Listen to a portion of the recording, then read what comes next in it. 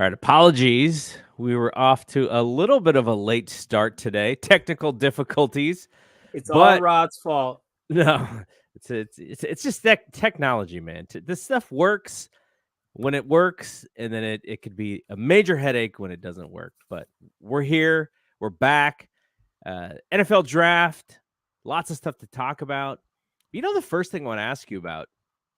So 49ers media made a really big deal about the fact that Trey Lance was fully ready for the OTAs. And this is just a couple of days after a lot of talk about him possibly being available for trades during this draft. A lot of eyes were on Houston's number 2 pick. And when they went CJ Stroud, then people are like, okay, well, maybe they're not interested in Trey. So first question is, what did you think about all the Trey talk in the on the first night of the draft? And then secondly, now they're sort of going backwards, or not going backwards, but they're kind of going like, okay, now he's here. We're gonna we're gonna write the story that he's fully ready for OTAs. Where is that coming from? Is that coming from the 49ers standpoint and being like, he's still our guy, even though there's those rumors, he's still our guy. We want to focus on this guy. What did you take of all of that Trey Lance talk over the last couple of days? I don't know anymore. I just think that a lot of this stuff is either bots or media, or it's like they're just kind of generate clicks because it was um if we go all the way back to the beginning of the off season, first it was Brady. Oh, Brady's coming here. Oh, I don't care that he's retired. He's gonna be a 49er. Then once that obviously was not the thing, and then like for the last couple of weeks, once that trade didn't happen with the Jets and Green Bay, oh, Aaron Rodgers is still in play with the 49ers. Then, once that's off the table, is well, Lamar, they did their due diligence on Lamar. So it just seems like, and then once that was checked off, it was like Trey. And I I don't think that the Niners, well, I guess let's first back up and say I've said all along that if the Niners just wanted out of the Trey Lance business, I don't think they would have any problems finding a suitor. I mean, and if they were so adamant that they didn't want him, man, they could attach, like the NBA does. They could attach picks. They could pay some of his salary. If they just Mm-hmm. wanted him gone, I don't think they'd have a problem getting rid of him. Secondly, I believe that there are teams that would have interest. Tennessee made some sense. Um, Minnesota didn't seem ridiculous. So I, I don't believe that the 49ers at this point are ready to just wash their hands of him. I think that's more of a media and fan creation than the than a reality in the building, because like I say, if they wanted to get rid of him, I don't think that they'd have a hard time finding somebody to just take him off their hands. Okay, so, Off their but hands. but obviously the smoke has to come from somewhere. Now, some of this might be media going like, okay, well, why did they grab Darnold? There's a reason why they grabbed Darnold. But some of this also has to be, we know the 49ers they are not a scared team, right? They don't deal with, oh my gosh, if we traded Trey Lance, what would that say to the fan? Like, they're going to make the best deals for the team. So Mhm. in that sense, I kind of wonder, what would it have taken for them? Because trading Trey Lance for the sake of trading Trey Lance is not a good idea, especially with the amount of picks that it took to trade up and get him. You still Well, want you to would be, definitely at this point you'd be selling low. I mean, yes. there's no way that you would be able to command anything near you know a value in return for what you would have to, again, like I say, to trade him at this point. um his value is at its low, so Yeah. you'd have to be, you'd have to basically give him away at this point. And it just seems to me, from their standpoint, it would make more sense to just give him an opportunity to see what he is. And in that sense, maybe if you do just want to get to a point where you can, pump up his value, just to sell somewhat higher, that would make sense from there. To get rid of him now at the bottom of his market, from their standpoint, just doesn't make any sense to me. Yeah, but I can understand if he's available, if they're dangling him and going like, yeah, everybody's for sale for the right price. We're not going to give him up for a third rounder. That's just not the business that we're in. Oh, late first, early second. We could be interested in that. And if that was the case, I'm fully behind it. Not because I don't think Trey's going to be good, only because this would be the time to do that. And he is coming off of a knee injury in his rookie year, ankle injury in his second year. He is not even, taken 200 snaps and already has 200. So in some sense, you can say, yeah, we have Brock, we have Sam. If we get knocked off of our feet, he could be possibly available. I just don't think that stuff was there. And what I also thought was really interesting, and we'll move off of this Trey thing. I just wanted to open with it because I know that, it was kind of the last thing that came out today. The fact that, and Shelvin, thanks to Shelvin for hanging out with us. We got a late What? start, and Shelvin is still here. Shelvin's our dude, man. Shelvin said that Ian Rappaport mentioned that Trey was the third stringer. And all that we've heard was that Trey was going to be the guy leading the OTA. So where does this third stringer stuff come from, you think? I don't know. Rappaport, I don't know.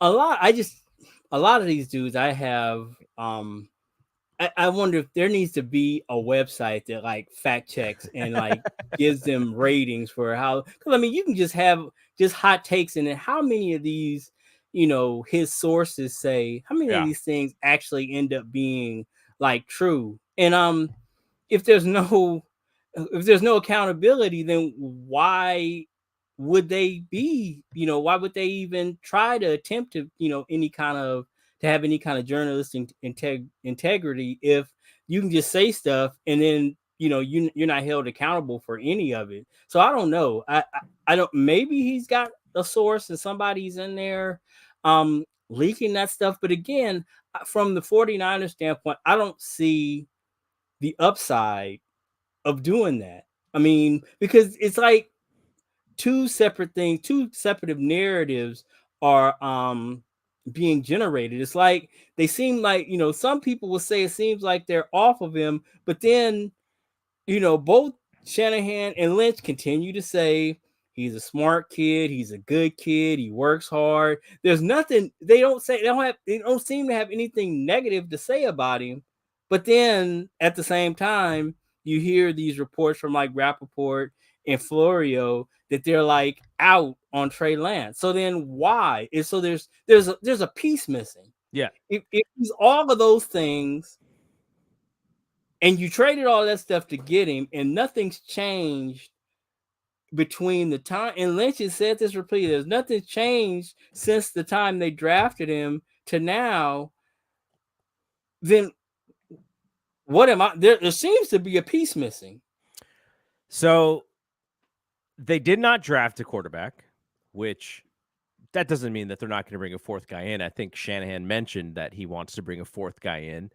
That quarterback will go through the training camp and the preseason, and then they'll cut that quarterback and try and sign him to the practice squad. That's kind of how that works. Mm-hmm. I listened to Tim Cowcommy and Matt Barrows, and they were kind of talking about this. about drafting a quarterback, and if there's a quarterback out there that kind of fits the Shanahan mold, what does that say about Trey? I just think we're going to hear this pretty much all season, no matter what he does. Now, if he does great in the preseason, if he does great in training camp, I don't know if that's good or bad for his position on the 49ers. Like, that's the hard part, because the better he plays, the better a trade piece he becomes. And the worse he plays, the fan base will get down on him. But then, like you said, you kind of have to sell a little bit lower on him if the idea is to move him. So this is going to be a giant story throughout the entire OTAs, through the training camp, through preseason, because of what they gave up to get him. And the quarterback, we talked about this on a couple of months ago. 49ers quarterback is like the most media savvy position maybe in sports, right? Like, to go from Joe Montana and Steve Young and Colin Kaepernick and Alex Smith, like, there's so much focus on the QB position, and that doesn't change with the 49ers because Shanahan's searching for that guy, Jimmy G, Trey Lance, now Brock. Brock comes out of nowhere. He's the last pick in the draft. So no matter what happens, this position, the focus, Brock, Trey, and then bringing in Sam Darnold, who's like a tools guy who just hasn't put it together. This is going to be the focus of everything. And I'm here for it, but I'm also a little guarded when it comes to Shanahan and Lynch and what they're saying. Always. I mean, I've said this before, but it's one of those things where transparency doesn't really serve them. It doesn't serve them to tell us exactly what they're thinking. To what end? Yeah. So, but I guess my frustration with the fan base is how they will take, it's like, if they, whatever they want the answer to be is what they want to take it to be. And if they're not saying what they want to hear, then it's easily dismissed. But then if it's something that jives with what it is their belief, then it's the gospel truth, obviously. So like, people say, he's just saying, when Lynch says we still are in on Trey, he's just saying that. What else would he say? But then he says Brock is the leader in the clubhouse. Well, obviously that's the God's honest truth, right? So, I mean, but I always take what they say with a grain of salt, because it doesn't. There's really no benefit for them to tell you, well, Trey Sermon, we're gonna cut this guy. I mean, that just, why would you say that if obviously you want to try to get something for him, if you can. So it doesn't serve you to tell us or the media how it is you really, that there's no way in hell that he's gonna beat out JP or TDP. So he's basically done. That saying that doesn't, even if that's the truth in the building, it doesn't serve them to say that. And it's also why that you'll never see the Niners on Hard Knocks. I can't. There was a time when they were saying that it was, the owners were like voting on making that, like mandatory, making it that everybody has to appear in some form or another. And that would have been interesting to see how Jed will vote on that, because I cannot imagine Kyle signing off on that. He just seems, he would be the most vanilla person in the history of that show. Not showing any cards. That just doesn't seem like his steez at all. And I saw that, I went to those practices last year for the first time, and they had the security was so tight about, okay, you can film warm-ups and whatnot, but if once team install starts, if we see a camera, you're getting thrown out. And I saw them throw like 2 or 3 people out. Kyle doesn't want any of that stuff on the internet. So I can't imagine him allowing film crews Yeah. in to capture all of the goings on of his operation. So moving on, Brandon Aiyuk, the Niners picked up his 5th-year option. Javon Kinlaw, the Niners did not pick up his 5th-year option. So we talked about this the last time. That pretty predictable, understandable, no surprises there. They did not. Did the Niners draft a defensive tackle in this draft here? No, they did I not. don't think they did, right? Mm-mm. So Kinlaw is he's basically either playing for the Niners to go, okay, we'd love to bring you back, or he's playing for another team. But it seems like they are, I guess you would say, confident in the depth, or maybe they just didn't see anything that they liked out there. They picked, we got a defensive tackle in the offseason. So what did you think about not doing the 5th year on Kinlaw, and then them also not bringing in another defensive tackle? Well, again, the thing that I talked about a lot online today with people is I'm just gonna be honest.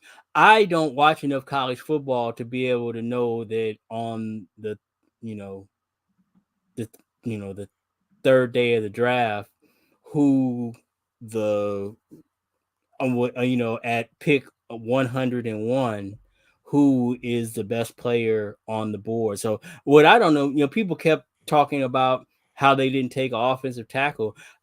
It just seems to me at that point in the draft, you're taking best player available. It seems silly to me to take a position of need if you don't believe that there's anybody that has the traits to be a good player.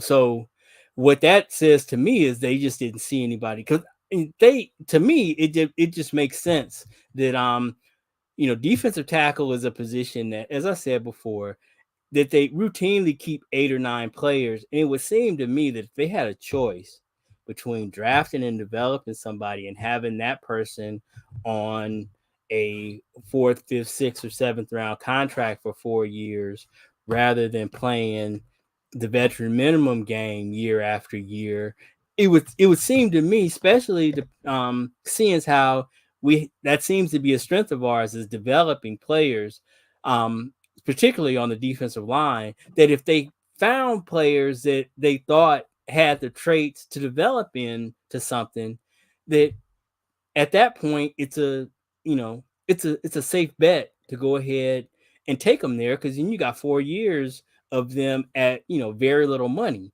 So what that says to me is that if they didn't draft anybody, it was because they didn't see anybody there Yeah. that they felt worthy of taking. Or the other thing is that they didn't see, if when you looked at draftable players and guys that they thought down the line would be undrafted free agents, they didn't see much value or difference in the value of those players. So if you figure that either this guy that I could draft here, there'll be 4 other guys of equal value, on the undrafted free agent list, we might as well go that direction, because those guys are even, while draft picks are cheaper, those guys will end up being even cheaper. So, it would seem to me like it's a value play. But again, I am speaking out of ignorance, because like I said, there's no way that at pick 101 or pick 201, I could say, oh, well, that guy, Yeah. he's got a chance to be a player. I don't know those. I don't know those dudes. Yeah. So you just got to kind of trust that. I As we were going through the draft, I discovered this site through Nathan Tice, who, if you guys aren't following that dude on Twitter, or he's an athletic writer, his draft stuff is great. He's Mike Tice's son. Oh, no way. And yeah, he knows his stuff. And so he had mentioned this site called Mock Draftable, and you can type in the player's name and it gives you their measurables, and then it gives them to you as a percentile of where they rank in their position. And then also it shows players from the past whose traits they match. And I've been looking at that all draft, and it's real interesting how some of these guys that we took as we go along, I kind of share some of it. Okay. But how they stack up against guys who have been successful in the league.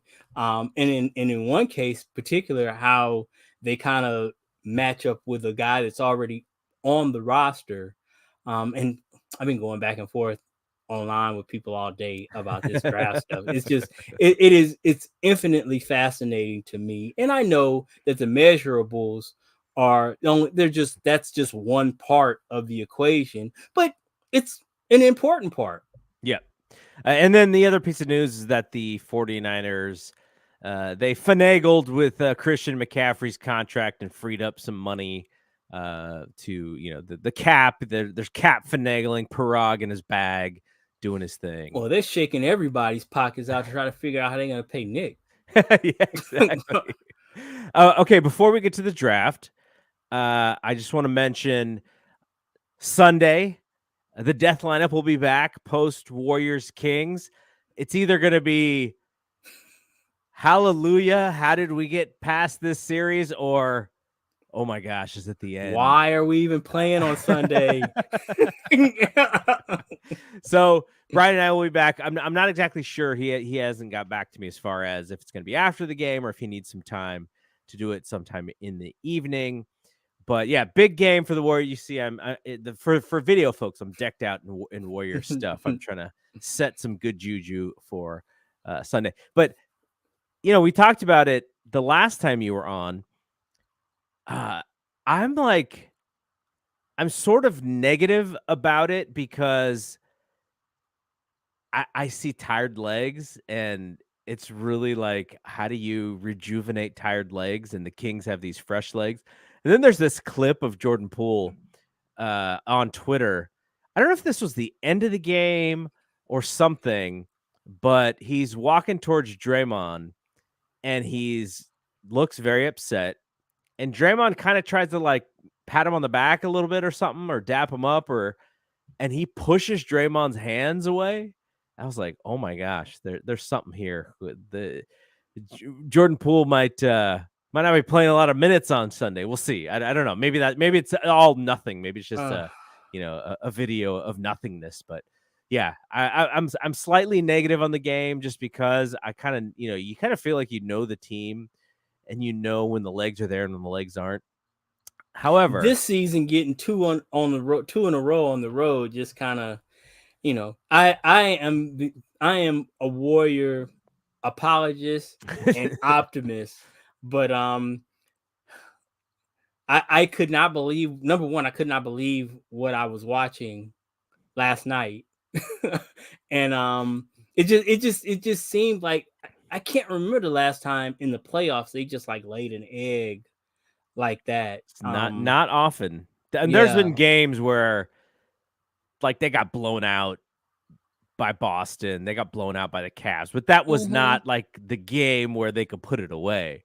It was, a game in the series. But so, yeah, no, I'm with you. That's why I'm kind of like, we just haven't seen it. And I don't know, but, Steph and this, and the fact is, I mean, the reality that most of us don't want to face is, this can't last forever. Yeah, absolutely. So Brian and I will be back on Sunday. The audio will be up Monday morning. And then Brad and I will be back with Thompson and Clark on Monday. The Giants are playing in Mexico City right now, and it's like arena baseball. These balls just flying out of the park.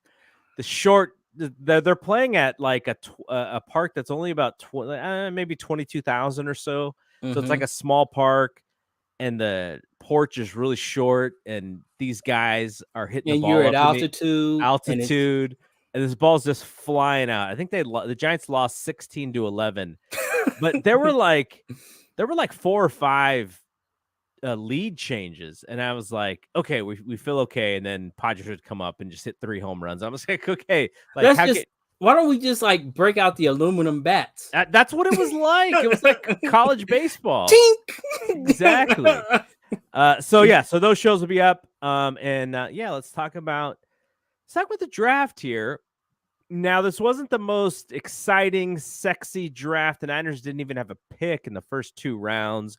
So you're going on Friday, the back end of Friday, and they made a trade to kick off their first pick. So they traded their 3rd and a 5th and a 7th to trade up for, now you're gonna have to help me with his name, Jair Brown. Is that correct? I would go, yeah, that sounds about right to me.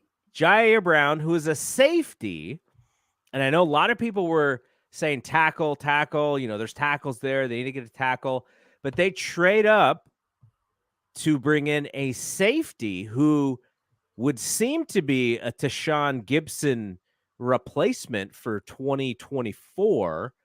Though, if I'm Tashawn Gibson, I'm like, I know I just re-signed. You're drafting my backup. There's been crazier things that have happened. But what'd you think about Brown from Penn State, the pick to trade up and possibly pair him with Hufanga down the line? Yeah, the thing about a lot of these picks, and again, I am going to preface this by saying that I understand that traits are just one part of the equation, right?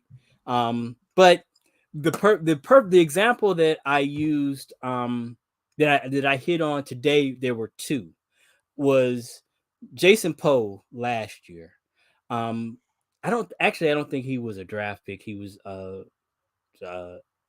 Free agent. undrafted free agent. Mm-hmm. But the thing was that he had a lot of explosiveness and a lot of technique for a center guard coming in from a small college. But what we saw with him in the preseason is that none of that mattered, because just like on roller coasters, there's a height and weight requirement for playing the interior line in the NFL. You're just not going to be 5'10" and 200 and something pounds. You're just not, big enough. Yeah. Dudes, guys who aren't even, who are, on UPS trucks or selling insurance, were just physically, carrying him to ball carriers and throwing him out of way to get it. So while measurables don't tell the whole story, there is a certain level that, when you see players that play like in the Sun Belt and they're, good technique players,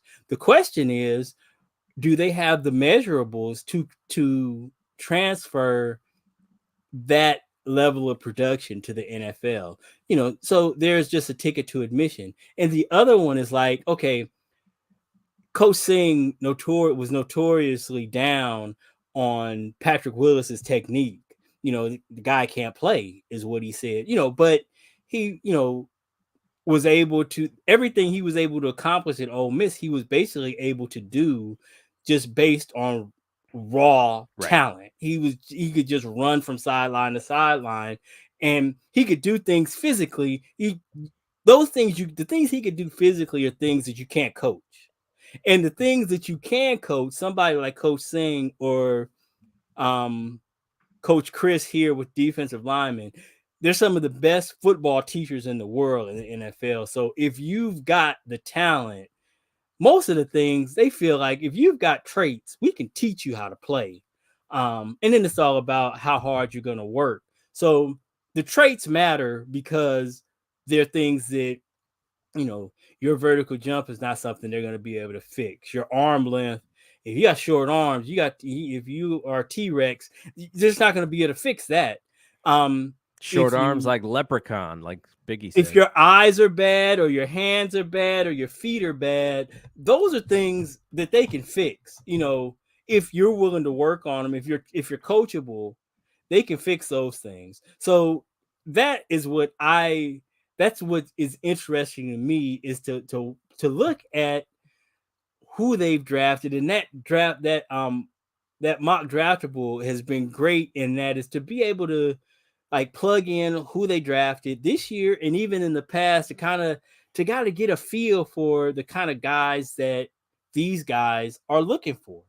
So that's what's interesting to me, is what kind of traits do they kind of seem to value, and what are things that, based on who they've picked in the past, that they really don't put much stock in from a measurable standpoint. But the thing is, I was saying, for this guy, his measurables aren't great.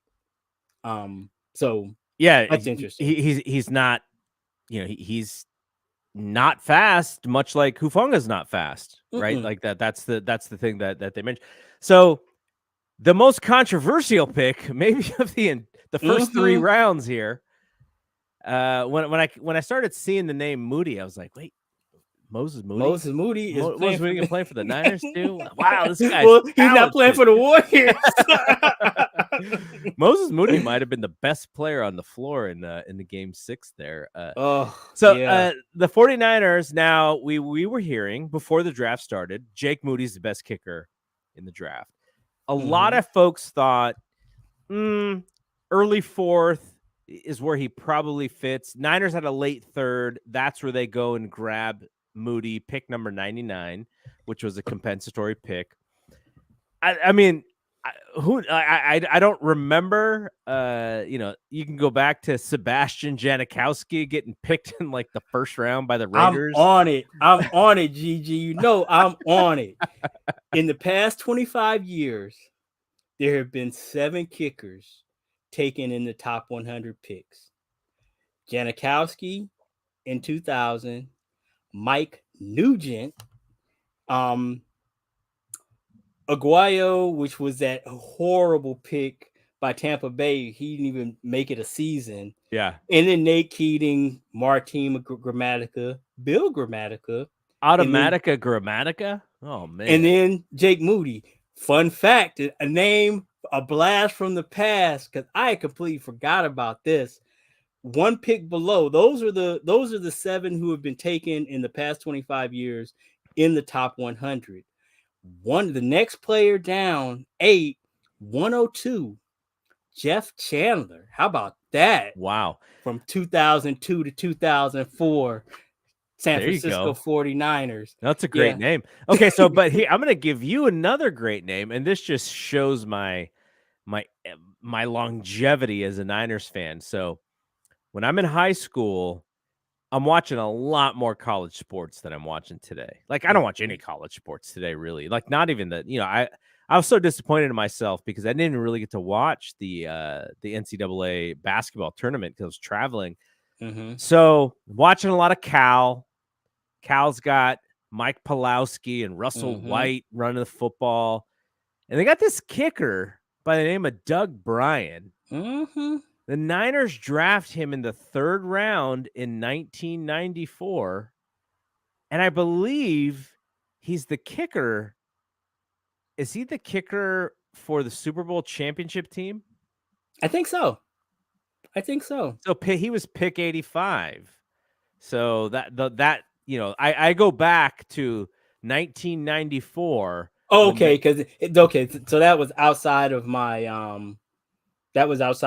Yeah, you didn't go back that far. Yeah. That's going back way 98 was my cutoff. So yeah, I was like, okay, how did Stathead miss Doug Bryan? But it's because he's outside of my. Yeah, you gotta do the search that says go back when Hootie and the Blowfish was popular. That's how far you gotta go back. Doug Bryan, I saw him racing NASCAR trucks. What? That was when I was living in Vegas. That was years ago. At the track there, he was a NASCAR truck driver. Yeah. His career, he was only in the Niners for 2 years, on the Saints for 5 years.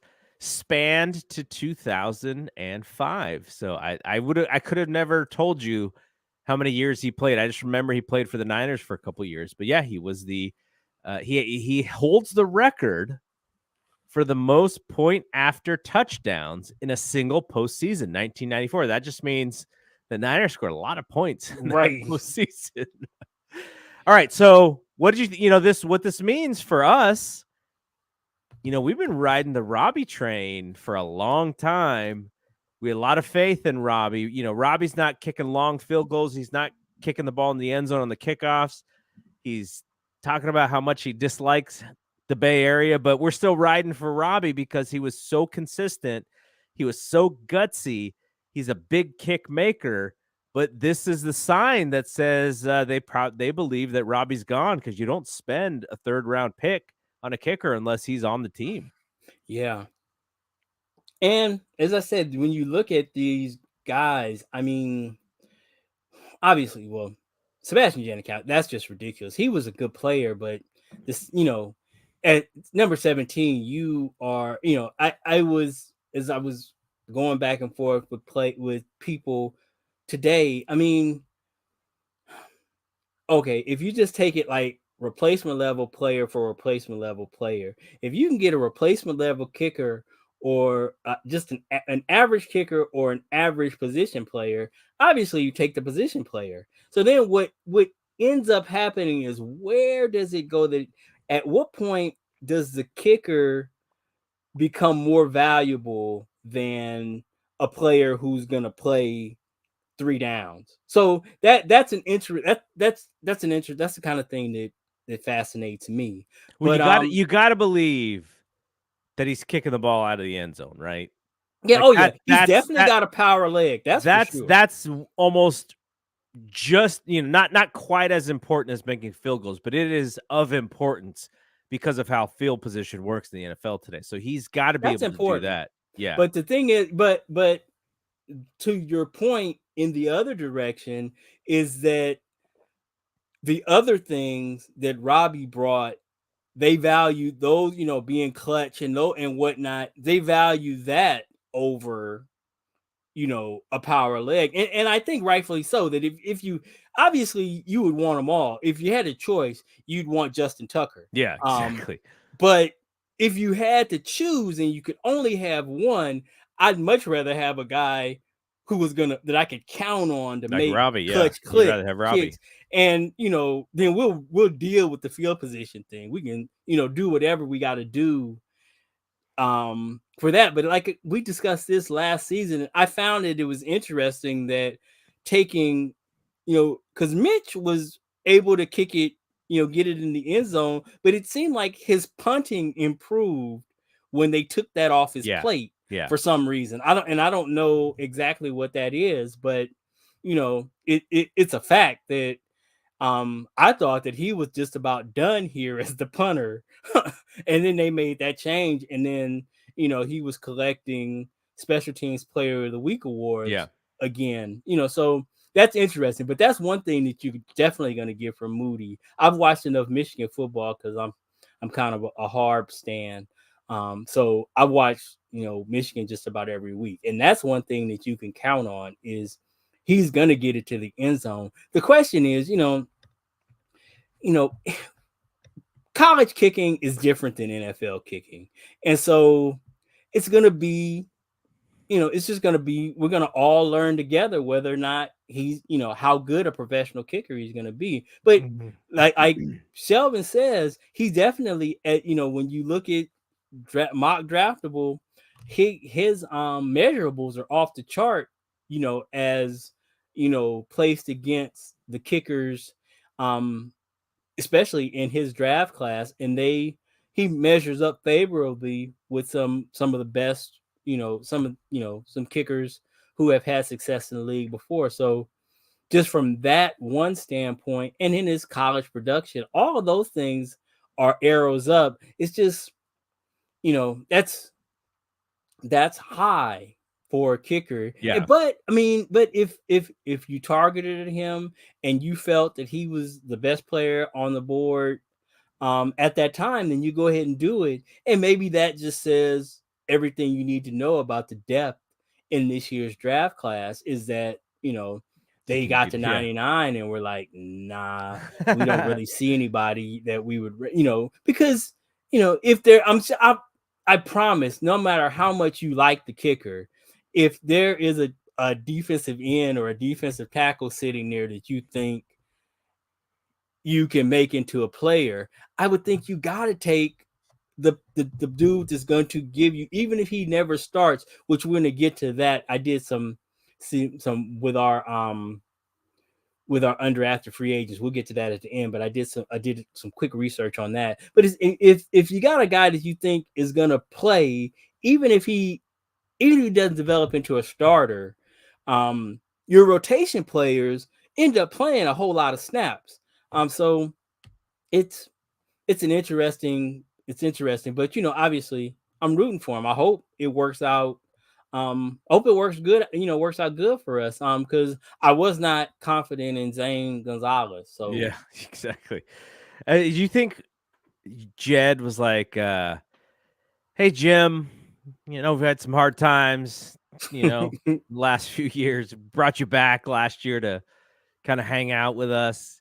Give us the real deal on this Moody kid because we're interested." And I could imagine, if that call did happen, Jim probably uh, did the whatever the audio version of throwing somebody into the locker. That's probably what was his comment.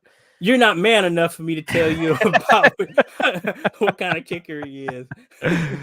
I do like the fact that he came out of Michigan, though. That I don't know. Like, I was not happy that they went kicker. One, because it tells me that Robbie's gone.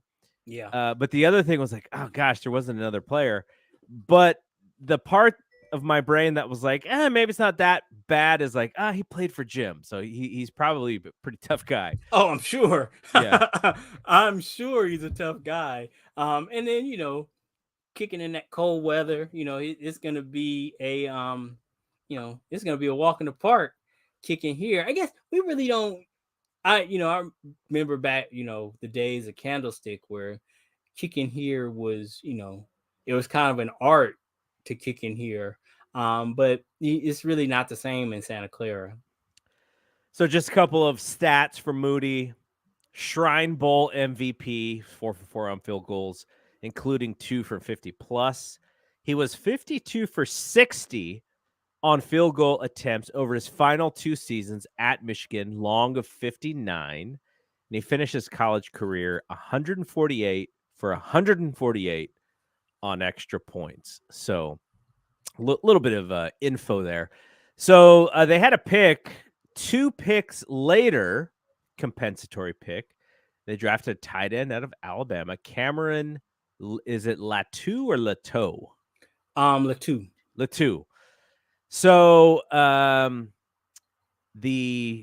reading Dane Brugler's analysis from The Athletic, and he writes that he's not an overwhelming athlete, but with Kittle on the roster, he won't need to be. He's a steady pass catcher underneath and could add value there, but he can also be a U, an H-back, or move around in all the different San Francisco run looks. And they drafted another tight end later in the draft. I think we're going like 7th round they did. So they're obviously looking for an upgrade on folks who can maybe complement George a little bit better. And plus, George has been a little injury prone over the years. So you're looking for a guy who may be able to replicate a little bit of what George can do offensively.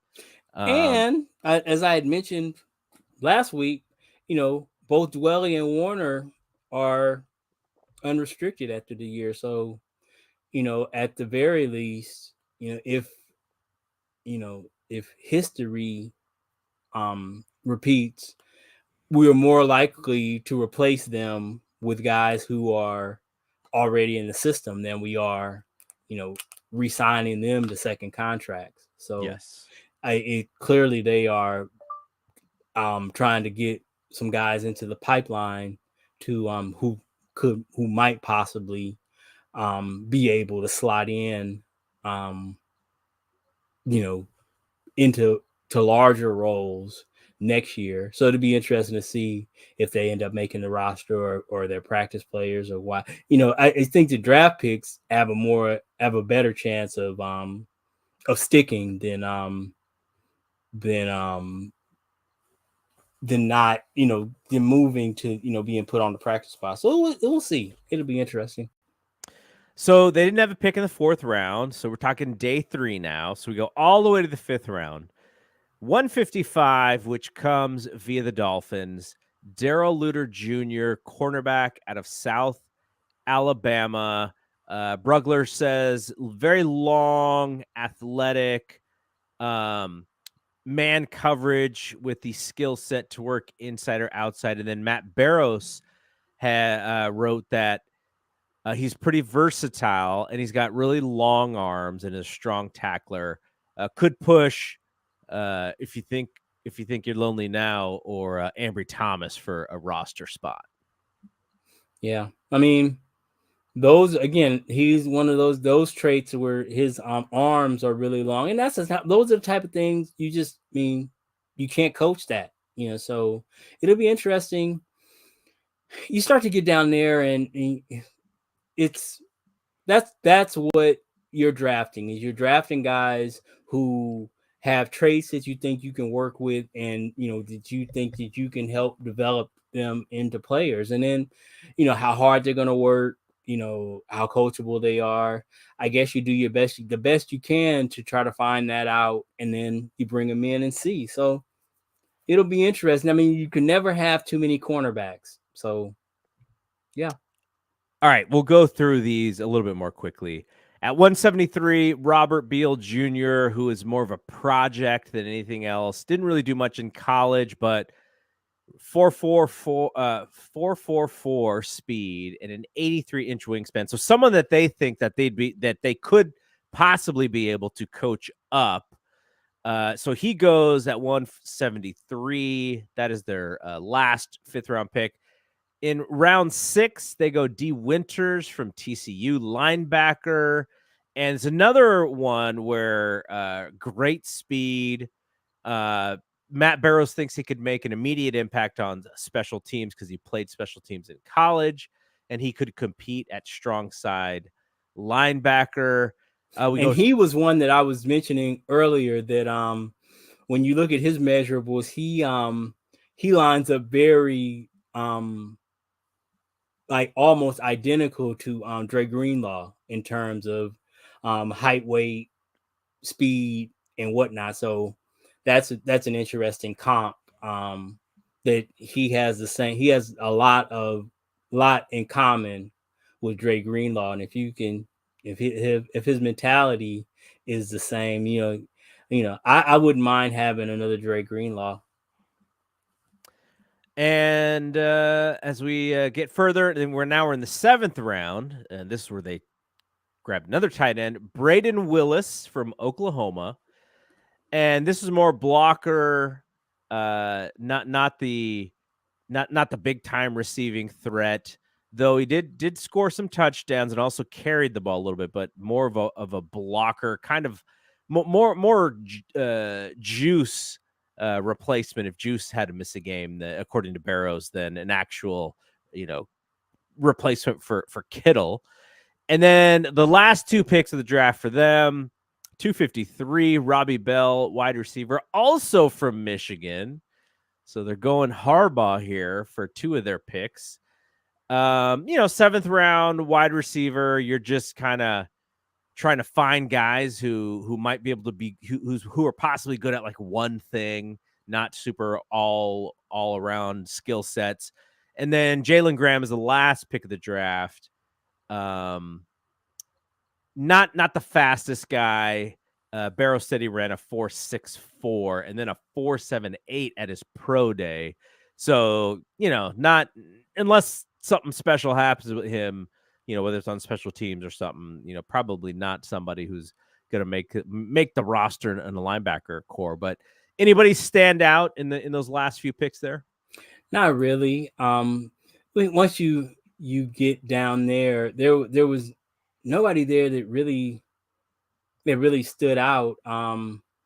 Yeah, I mean, so again, it was, and then going back and looking at previous draft, there I really couldn't, and I really couldn't even draw a thread to kind of, like I say, I was trying to kind of figure out like what is it that they key on to to make these decisions, and I couldn't really pinpoint anything in particular that I could say, it looks like this is what they're the traits that they, seem to value. So it'll be interesting to see how many of these guys stick.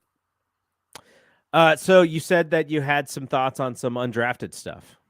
Yes. There was the a lot of the irrational exuberance that happens with these. Oh, they got the steal right Yeah, now and blah blah blah. exactly. This guy, and then just the friendly reminder that remember how many of these guys are telling me last year that Leon O'Neal was going to be a Pro Bowler. Yeah, I mean it's just though it's those guys are long shots unless So I did a quick study. Now I could not find anything on on for league wide on the percentage of undrafted free agents that hit. So I just went back for the last 5 years for us. We signed 48 players. Of those 48 players, um, seven of them made made the roster. Made the roster. Um, Only three of them started games. Four of them started games. Excuse me. Jermichael Hasty, um, Aziz Shair, and E-Man started the most. They both started. E-Man started 30 games here, and Al Shair started 31. Um, I had forgot that Flanagan Fowles has started 3 games, and then Mhm. and Hasty, I think I didn't put it down. I think it was 2, and then I know he started a bunch of games for Carolina last year, so he's a legit player. So it happens, but 48 out of, and then you got Mason who played some last year, but he Mhm. didn't start. Kevin Givens has played a significant amount of snaps, but he hasn't started any games. And Dwelly has played a lot, but he didn't start any games. He hasn't started any games. So, so it happens, but to expect that, you're gonna get a big hit rate out of those guys. I mean, it's just talk about the longest of long shots. So, I'm rooting for them. I'm rooting for all of them. I hope they all make the roster. But the fact is, you know, they all have, especially on a team as good as this, they all have a long road to hoe, to even if they play well, to beat out some of these established veterans. On a team that has Super Bowl aspirations, you really have to go above and beyond. Kind of like whatever. And again, I don't even know necessarily that I saw that in JP. I didn't. He looked good, but I didn't necessarily, you know, I was still one who had a lot of belief in Trey Sermon, and Yeah. I just thought it was kind of, quick to pull. But hey, he looks like a player, so they obviously saw more than I did. So again, that's an example of a guy you can come in and take somebody's job, but you know you're gonna have to take their job. I mean, they're not gonna be just giving it to you, coming from that place. So it'll be interesting. I think I'm gonna. This is something that I find interesting, and I might do a little bit more research to see how our hit rate on undrafted free agents um, stacks up versus the rest of the league. So that's interesting to me. That's the kind of stuff that interests me. So before we get out of here, just want to note a couple of dates here. So OTA offseason workouts aren't for about another 3 weeks. So we're talking about May 22nd and 23rd. That goes through early June. And then the mandatory mini camp is June 13th to June 15th. So, we're still a little bit of ways away to be able to even hear about stuff and see stuff. But, one of the things that you mentioned, Nick Bosa's contract, that's going to be a big conversation in this offseason. We already mentioned the Trey stuff. And, the 49ers have been to the NFC Championship game 2 seasons in a row. Shanahan and Lynch seem like they're in, that they are very highly thought of across the league. But we've heard, John Lynch even said, like, last year he thought about moving to Amazon, more money and an way easier job than, than helping Shanahan run this team. So those are going to be some things I think that we'll hear about. And there's a high bar for this team. Like a lot of these draft picks that they made, like, you're kind of looking at it and going like, okay, who does that person replace? Because they're Right. so stacked off, roster wise. And so a lot of these, you might see, some of these 3rd round or 5th round picks just be like, we got to cut this guy and hope that they pass waivers first so we can put them on the practice squad. So that's also going to be something that's going to be interesting. But it's April. It's going to be about to be May. And there's still tons of stuff about this team to talk about. So you and I will have a lot of stuff to talk about when we come back in 2 weeks. But before we get out of here, I wanted to point out your sweatshirt. Is that Syracuse Orangeman? If I wasn't such a coward, that should have been the college that I went to for broadcasting. That's the broadcasting school. And man, if I could go back and do it again, San Jose State's great, my hometown, but it's a commuter school. Like, I just went to school, came home, did my business. But I saw your sweatshirt and I was like, man, that would have been the school I should have gone to. So are you a fan of the sports teams? What's the significance of the sweatshirt? I had my very, very first college roommate was from upstate New York. And I went chasing girls with him up there during my my freshman year. So yeah, that was my Syracuse story. And then I've always, that connection coupled with the basketball team, and I was a big Melo fan, and just through the sports teams, and then my connection with my guy Mike Guido. So just a fan. Yeah, Syracuse had you mentioned Melo. You could even go back, someone who's near and dear to our hearts, Billy Owens. Billy Owens, and Derek Coleman, right? Derek Coleman, who probably should have been one of the greatest power forwards of all time.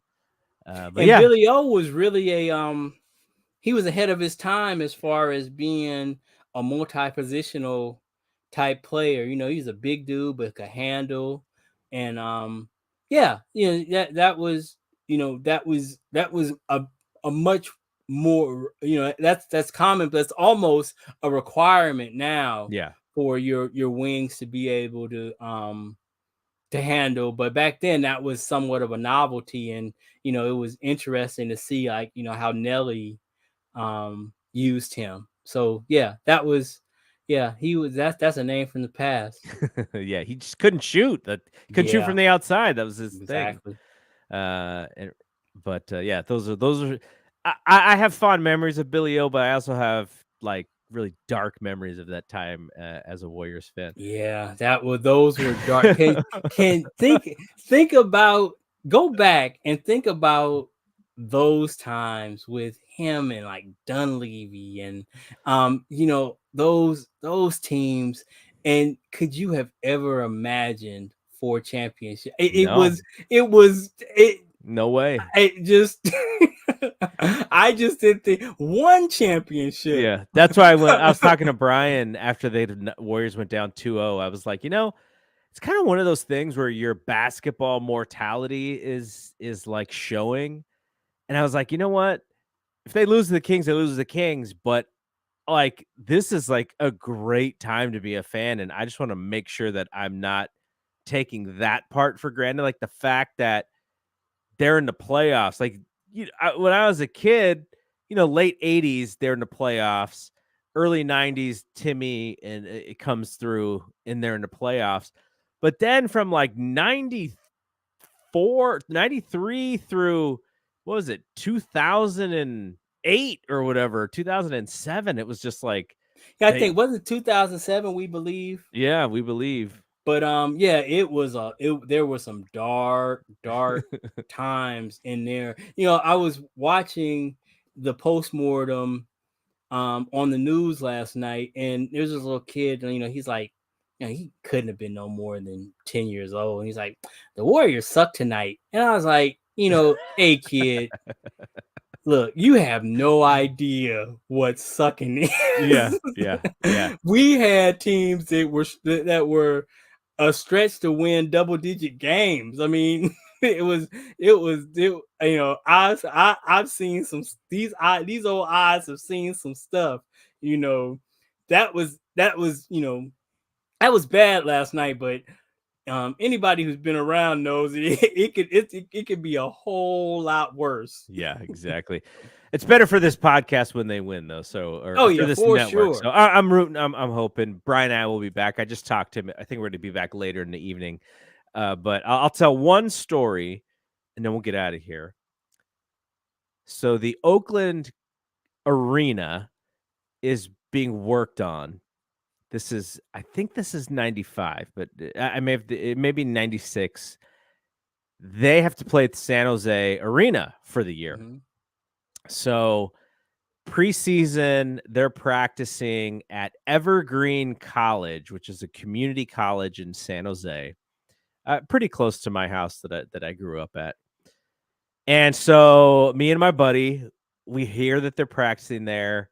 And so we just go to Evergreen. Like we would go to Evergreen every once in a while to go, shoot hoop or play tennis or whatever. So very close to where we lived. And like, oh, I wonder if we'll see the Warriors. So they get out of practice. And we're trying to just, I don't even know what, we weren't even into getting autographs. I think we just wanted to see him. Mm-hmm. BJ Armstrong is there. That somebody had a dog, and BJ just falls in love with this dog. Doesn't, just saying hi, but just very into this dog. Mark Price, the Warriors signed Mark Price, and my best friend swears that I wished him an injury-free season because he had just come off like a few injuries in his last few years at Cleveland. But who's the guy back then? It's Spreewell. Like Spree's the guy. They shipped Timmy out. Mullen, I think Mullen would be shipped out that year.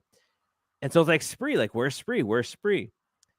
Somehow Spree figured out how to exit the back. And so he didn't come out to see the fans. He goes around, and all of a sudden we just see Spree on the bus. And we're like, where'd this dude go? We didn't even see him. And he's got the hoodie on, and him and Byron Houston were just hanging out at the bus, like laughing at the fans, going like, ha ha ha, we got you guys. Like we didn't, you thought we were coming out. Nope, we snuck out the back. I was like, oh man, come on. You could just say, can't you just say hi? Can you just wave? Can you just be cool? Nope, they weren't into it.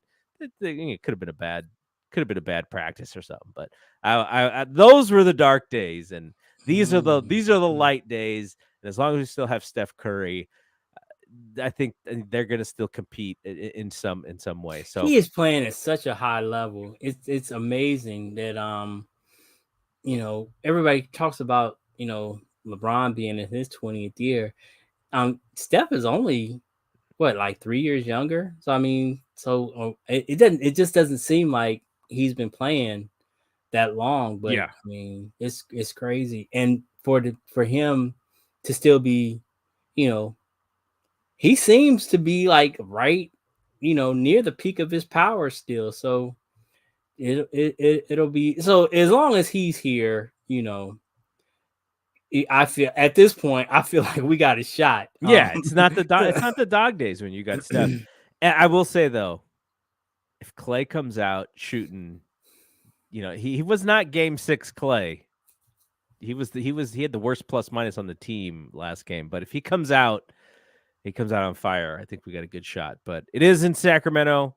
Like I said, Brian and I will be back tomorrow night to talk about the game, talk about the series, and if they move on, we'll do some post game stuff, and if they don't move on, then we'll go back to our weekly thing. But it's been fun. Even the season has been super frustrating. It has been fun watching these Kings Warriors games because there's such high level of basketball. But Rod and I will be back in a couple weeks, and we'll talk about what's the latest in 49ers land. And like I said, there's a lot of pressure on these guys, I think, and they have a really good roster. And so Shanahan and Lynch got some work to do.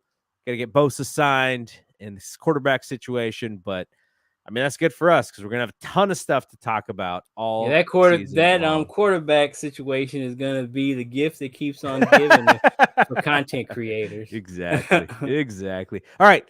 For Rod, I'm Double G. We'll see you when we see you. Peace out.